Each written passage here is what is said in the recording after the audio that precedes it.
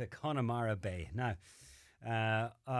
at the weekend, I was over at Oakfield Park for the Donegal Festival of Food, and it turned out to be a great occasion, and the first event of its kind at Oakfield, and there was a lot of stands, a lot of cookery demos, but I just wanted to shine a light on a couple of businesses who were there, and one that got a lot of exposure in the demo kitchen.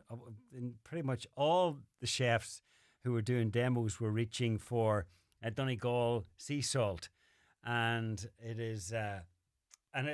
They all raved about it in their cookery demos. How what a wonderful product it was. So I'm delighted that John Slater, owner of Donegal Sea Salt, is with us in the studio. Good afternoon, John. How are you? Good. And then there was another product that caught my eye and didn't get as many mentions on the kitchen, mind you, because we need to find ways of getting this into cooking. Perhaps that would be the answer. And it is, well, it's mead. It's the Ulster Mead Company. And mead is not a drink that maybe it is actually a drink that a lot of you are familiar with because it's widely available. But they're based in Convoy. John Donegal Sea Salt based in Cranford, but the Donegal Mead Company or Ulster Mead Company, I should say, is based in Convoy. And Cuba Blashtalk is the owner and co-founder, and joins us as well in the studio. Cuba, thanks for coming in. Thank you for the invitation. Right, John, let's start with you. Salt, on, probably most of us would consider making salt or the product would be easy enough to do, but it's not a case of just taking water from the sea and letting it dry out, is it? It's not far away. It's not far away. It's that simple. It's not that complicated, really. What we do is we take grade A water from a private well. It's been gravel filtered so it flows into the well.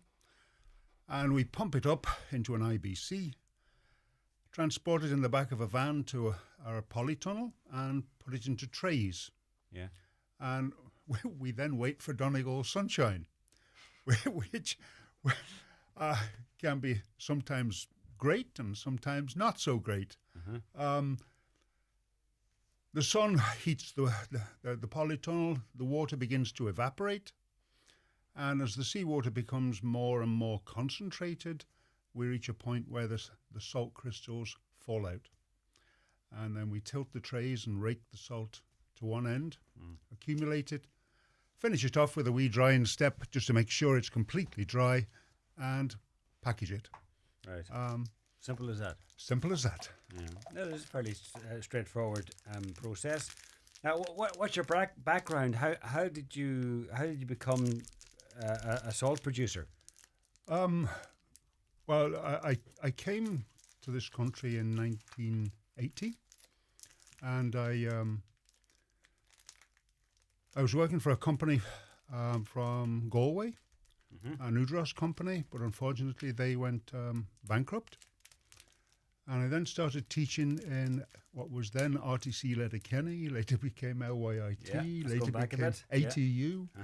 Yeah. And at the same time, my passion, I suppose my training was in marine biology.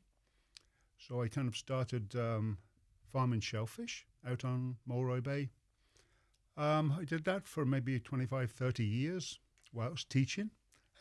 Right, you were busy. I was busy.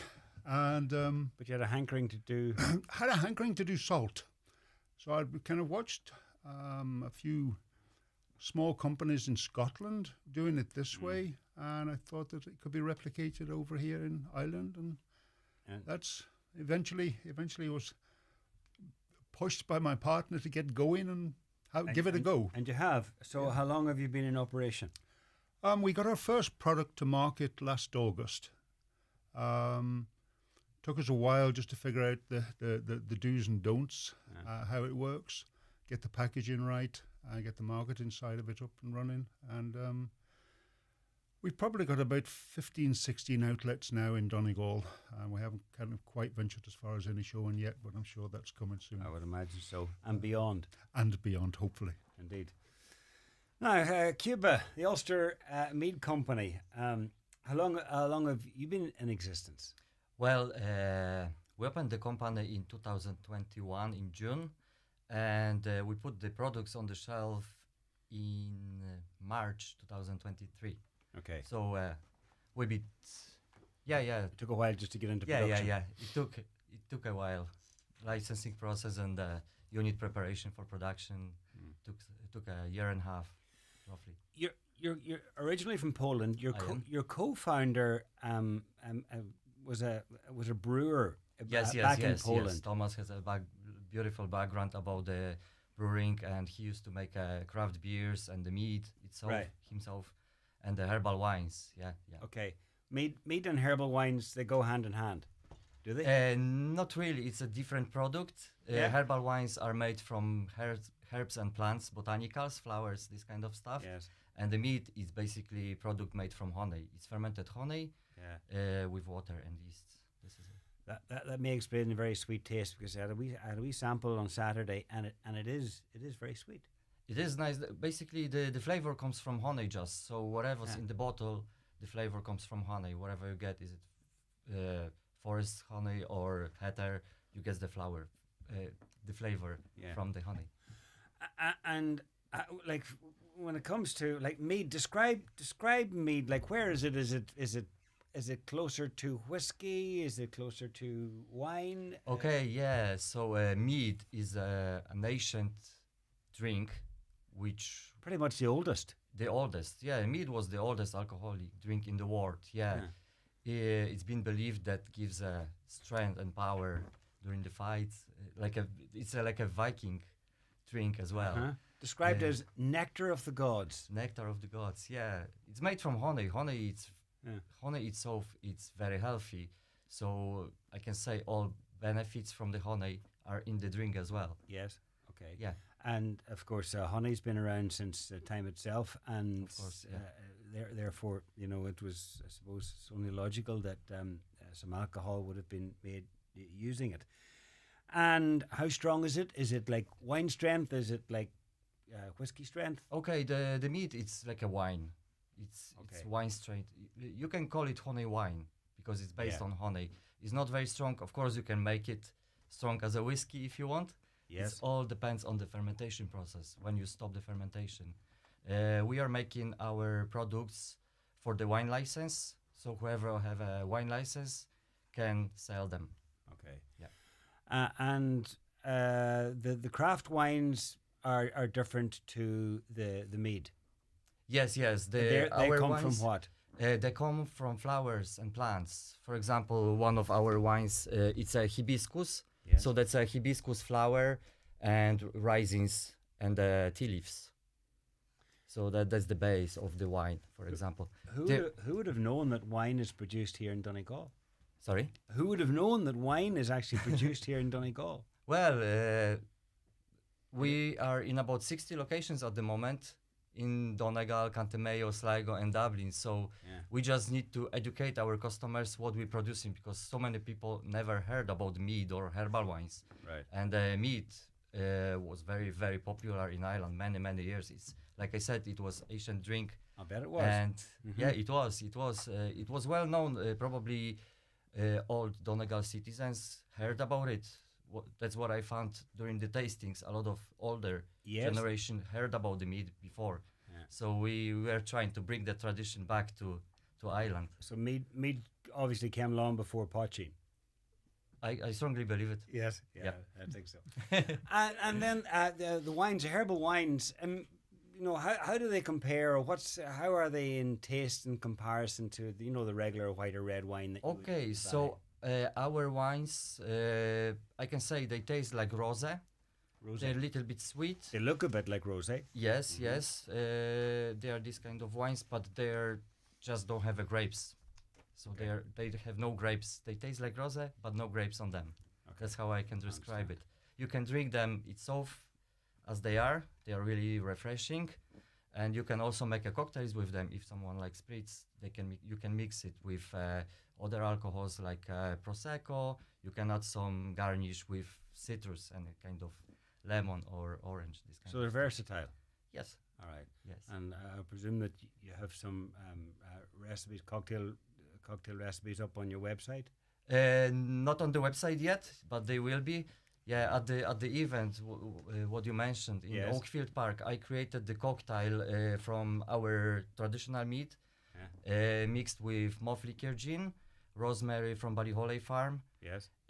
honey from Falcara, Yes. and it was elderflower tonic, ice, and fresh lemon.